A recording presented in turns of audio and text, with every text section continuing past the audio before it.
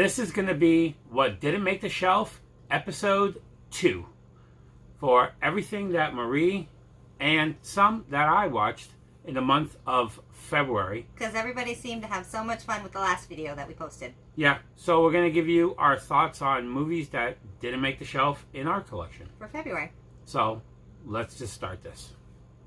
First one is one that Marie watched a couple of months ago. Several months ago, yeah. And she told me, she didn't really care for it. So, I said, well, I still want to watch it. In the month of February, I, decided I was going to pull it off the shelf and check it out. And it was Balls Out. This was a Dollar Tree title that we got sometime last year. I don't remember. I liked it. It was worth a watch, but I'm set with the one-time watch. Yeah. So I decided to check it out because I like sports movies. And this wasn't that good. I just didn't care for it. Even for a sports movie, it just wasn't that good. The title. Yeah. The story was kind of stupid. Even the sports wasn't that good. It reminded me of Benchwarmers kind of style. And I just really didn't care for it. It just didn't intrigue me. Halfway through, I was already bored. And I just wanted it to end. So, this movie, to me... So you didn't take Balls Out? You finished it? Yeah. It was just... Don't read into that line too much. Yeah. It was just crap. I just didn't care Crappy for balls. It. Yeah. It was just some dirty balls. But when I watched it on Blu-ray. Because I didn't realize that on the shelf, I had it on Blu-ray. And when Marie watched it, she watched it on Blu-ray. So when I went to the shelf, I looked for it, and I found it on DVD. And I had already gone to bed. Yeah, because I didn't realize that I upgraded it to Blu-ray, and I forgot to take the DVD off the shelf. It was one of those lovely blind upgrades. Yeah, so we actually owned it twice on the shelf. But wait, when we went to Dollar Tree, we found this copy, and it looks different. So for $1, we snagged it. So now we had 3 copies of the same crappy movie. God help us. So 3 different ones all coming off the shelf. Of Balls Out. Of Balls Out. Way to make some room on the shelf. Oh, yeah. That's a lot of balls that are off the shelf. Anyway. Next one. We both watched The Invoking together. Yeah. Blu-ray. Double feature. This is from 2013. A must-see and chilling. Check yourself. Check yourself. Yeah. Wow. So this is about a girl that inherits a house from her aunt that passed away. And she goes there with a group of friends. So there's like a couple girls and a couple guys. And things happen and nothing makes any sense. Like no sense at all. Like, what the heck are you doing making this movie? I'm sorry.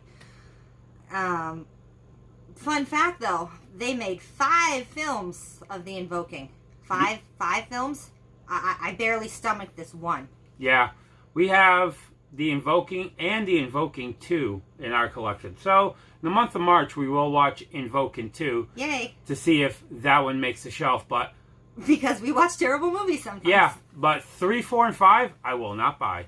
Nope. I'm going to do this 1 and 2, and that's it, but... That gets the all-day pass. Yeah, The Invoking wasn't that good. The acting wasn't really that good. It wasn't really a good story to it. It was dumb. Yeah, it wasn't that good. There was like she said, it was pretty much 2 couples that one of the girls inherits a house that belonged in their family, and when they got there was a caretaker that lived on it. That was a younger kid that the family took care of. The caretaker. Yeah, and it was just a dumb story in our opinion. Yeah, it was a dumb story. It was very low budgery. Low budgery, that it was dark at times. You couldn't really see. Yeah. Bad lighting. Yeah, even the way it was, post-production, the way they actually did it was just very dark. A lot of the dark scenes, even at night, it was hard to see when they were out in the woods and everything. It's psychological mind junk. Yeah, it wasn't a good film whatsoever. So like I said, we're going to watch Invoking 2 because I have that on the shelf to see if we can pull that one. So I would pass on The Invoking. Yeah. The Wicked, on the other hand, we actually enjoyed it. Yeah. But, so we're going to I didn't know you were going to jump to the next one. I gave that a 0.5 of a star. Oh, The Invoking. Yes. And The Wicked. Yeah, we're actually going to keep this released because of The Wicked. The Wicked. The Wicked we actually enjoyed. We're not going to review it because...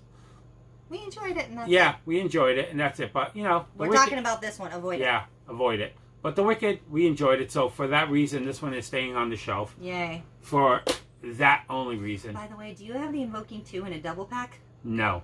Thank God. I know. Okay. All right, the next movie I watched was the Adderall Diaries from 2015, a lovely idolatry title. So this is about a struggling writer named James Franco that becomes involved in a murder case. But it's more than that. It's about a relationship between his father and the son, and there's drugs involved and a family. It was an odd beginning. I did not find it interesting. I only found it interesting after about halfway in or so. It's actually very depressing. I found it very depressing to watch. There's father and son conflict, so it was a one-time watch for me because of that. And there was just so many confusing things going on. But a fun fact about this one, it has an A24 release, and Robert Redford is one of the exclusive producers in this. Joe had the opportunity to watch this, too. Yeah.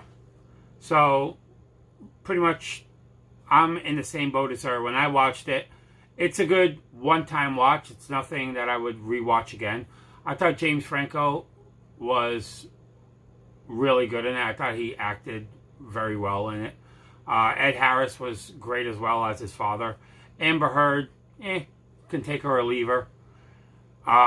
It was pretty much about him writing a book about a murder case that Christian Slater was the father in the murder case, and just pretty much a story about him and his dad without spoiling anything, and Amber Heard was his girlfriend, and just there's a little drama in there. Yeah, a bunch of drama. That's where I became interested. A bunch of drama, a bunch of drugs, but it was kind of slow paced at the beginning. So you could say he was slow? Yeah. It was slow paced at the beginning. It started picking up, around the second act, but even then... It took at least a half an hour for me to get into that movie. It still just wasn't that good. I enjoyed it, but something I wouldn't watch again. I give it a 1.5. It was just a weird ending, and I was not wowed. So, bye-bye. Oh, yeah. All right, this next one. I asked Joe if I should watch this. He's like, no, you can pass on that one. So I'm like, I want to check it out. It's got a cute cover. I'm interested. Let me put myself through this. No. I warned her. No. Just no. All right. I watched From Justin to Kelly, the special edition. I'm sorry. This is from 2013. And it's got Kelly Clarkson and Justin Guarini. I like him that much, thank you. America's favorite idols. So this was a movie that they hurried up and finished just to get the hype of the American Idols in a movie so they could sell and make copies and make the buck, But anyway, it's spring break time in Miami, and they're singing and dancing and relationships. I'm like, yeah, I'm sold. Look at this. It's the special edition. The music. Here, you can hold it for a minute. The music in this, woof. Like, a letdown with the first song.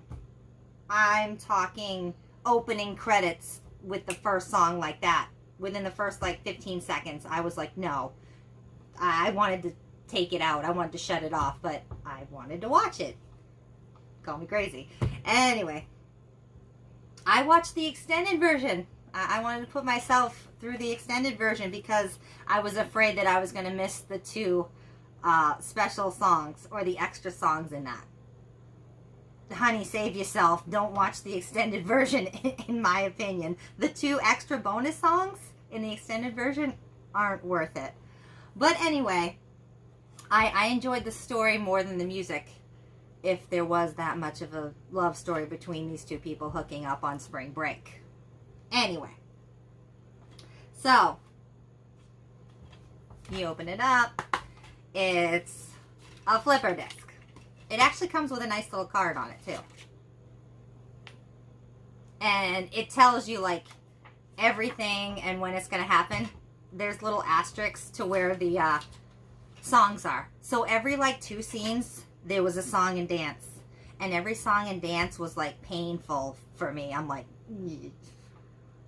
I didn't like it. It didn't jive with me. It was not my bag. Hey, if you like this, comment down below and tell me that you liked it. Hold on a second. So, you open it up, and there's the theatrical version in full screen and widescreen. And then there's the extended cut, which I watched. And then there's the movie with just full-length commentary over the movie. So you gotta watch the whole movie all over again of just them talking and seeing them acting in the background. Are you kidding me?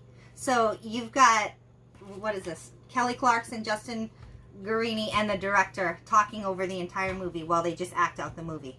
Excuse me, girlfriend, I just watched this whole movie and I am all set. Oh, please. What else is there? Like I said, there's deleted scenes. Deleted scenes. There are 2 deleted scenes in this, and they're like 15 seconds each.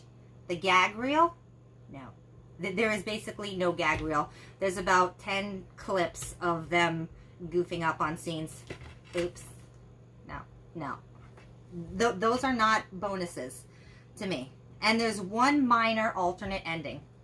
It was at the very, very, very end, and it has no importance whatsoever. It's just about one little switcheroo about one of the characters. He just swung the other way and said, see what I did there? If you saw the movie, you see what I did there. But, no. It's just got so many versions on it. So it's got widescreen and full screen, the extended version. It's just got so many editions of it. Just all day, no. This takes the cake. I was in pain watching this. What'd you give it?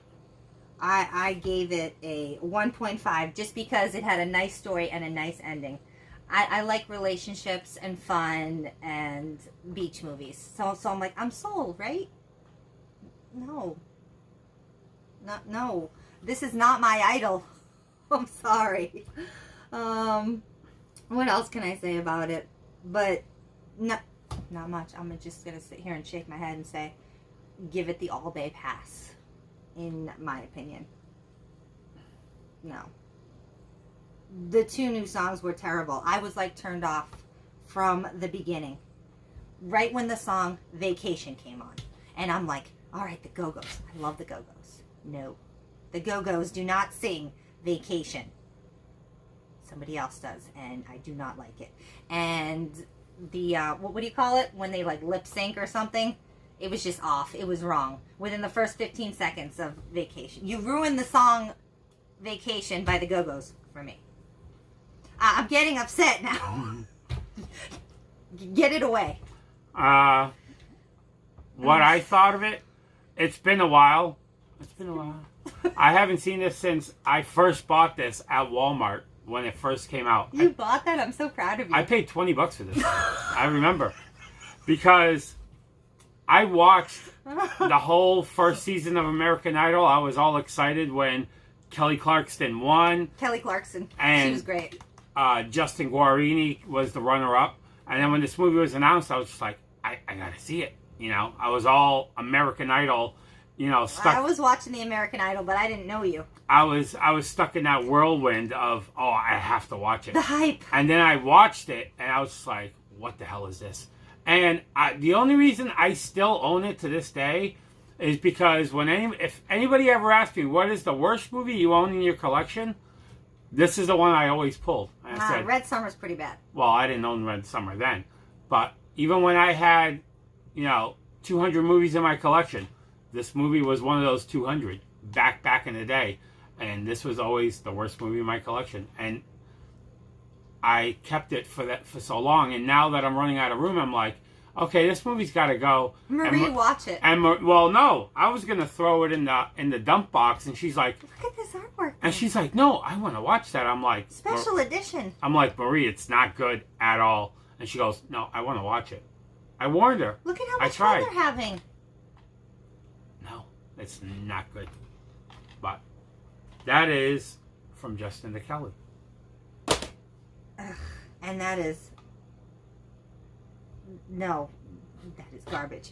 But anyway, that was that movie. All right, this next one is another musical. I guess I was in the mood to watch another musical.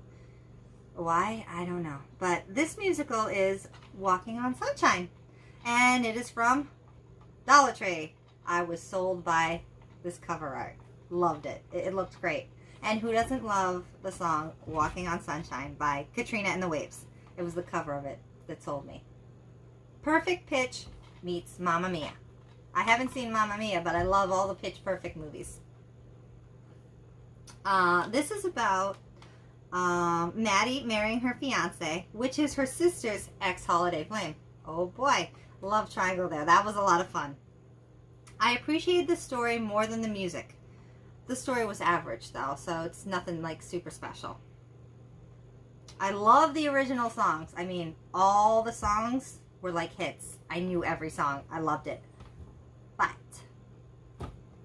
they weren't the original artists. And that's what happens with musicals. I want them all to be the original songs. But anyway, it bothered me to have all my classic songs like off. And I'm singing them in the correct way by the correct artist in my head. And they're singing them the wrong way. They like butchered them to me. I didn't enjoy it. I thought every song was like pulling teeth, trying to watch. And I'm like, no. And their lips were a little off. Like right from the get-go. Like right in the beginning, I'm like, oh no. No. So the first song was Holiday. So she's walking in singing Holiday. No. It just didn't match up. I didn't enjoy it. I wanted to like stop watching it within 2 minutes. But guess what? Your girl watched it. Because I watch terrible movies. And some of the songs in this, I wrote them down. How Will I Know? Eternal Flame, Power of Love, Walking on Sunshine, of course. Girls Just Want to Have Fun, If I Could Turn Back Time, White Wedding, Wake Me Up Before You Go Go. Oh, I love that song. And there are special features in this. Get ready. There's a trailer and a boatload of cast interviews. I mean, like, not just 5 of the casts. There's like the entire cast, it seems like. It's like a long, it's like a CBS receipt of the cast interviews. I'm like, well, why did they interview like 15 people for this movie? But anyway, the best scene in that movie was the Tomato Festival fight where they play Walking on Sunshine. So that's a small spoiler in the movie. I loved every song in this movie. Fun fact about this movie, they used MAC makeup for this movie.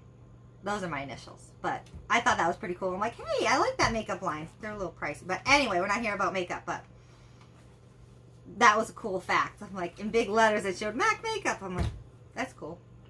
But anyway, it was a cute story. It was a cute story with a sweet ending.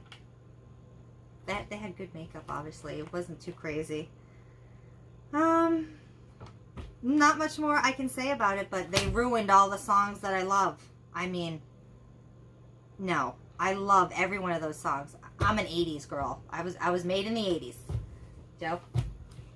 I didn't watch it. Because I told you not to. They ruined all the songs. Yeah, so I have nothing to say about this. This is something I'm not going to watch. When I first found it at Dollar Tree, the reason I picked it up is that featuring the greatest hits from the 80s, right on the top, that top banner. Oh, yeah. And when I saw Walking on Sunshine, I'm like, oh, Katrina and the Waves. I like that song.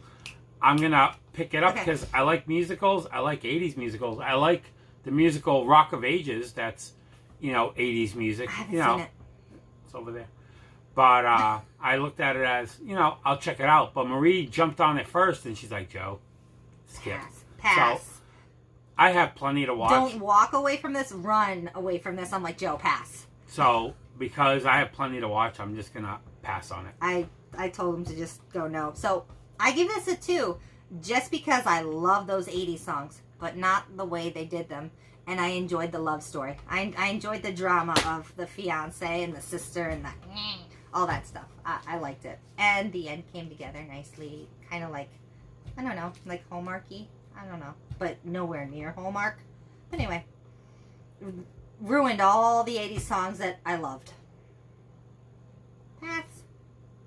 Alright, this next one is another Dollar Tree title. It is from 2018 and it is called Runaway Romance. Nice artwork. I was hooked on that. I'm like, yeah, snag that. I'm just going to read the back. When Anne Stanway, played by Danielle, finds that her TV reality romance with her star, Scott Addison, is just in it for the cameras, she quits the show and leaves Hollywood for the road. So she ends up in some Amish country where a new life with a new romance offer her promise.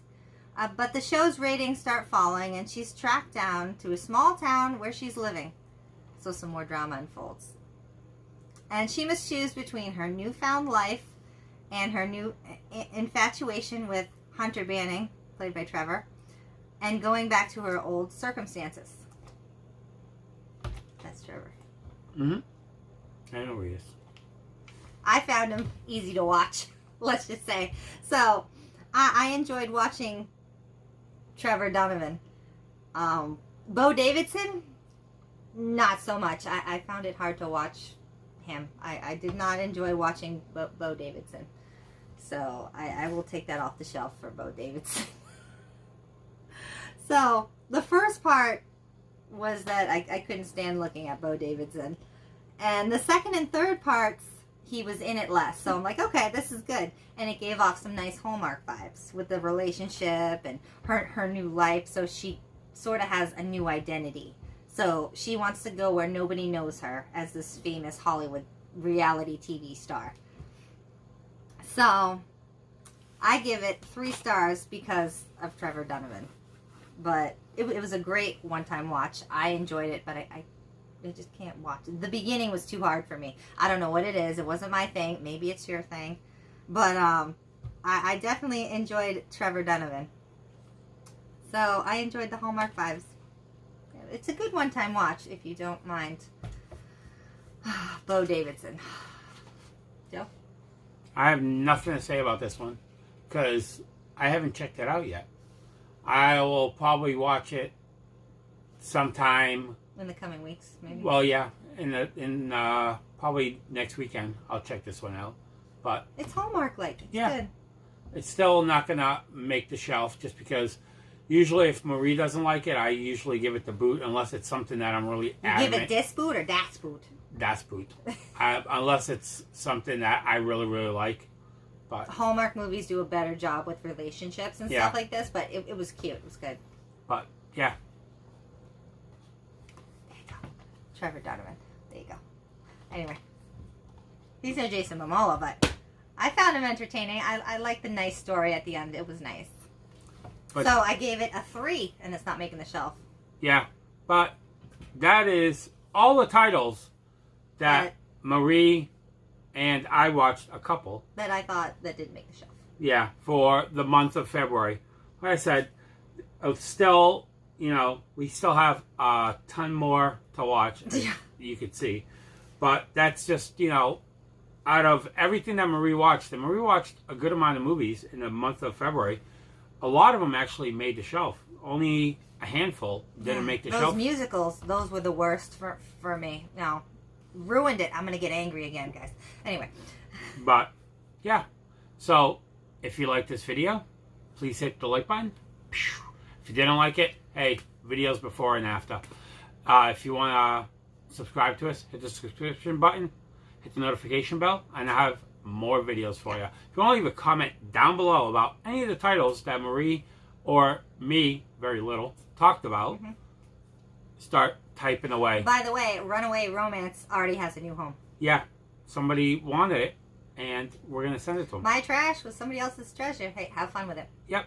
But, until next time, guys. Bye. Bye. Musicals. Ruin songs. Ruin them. Sometimes. ruined.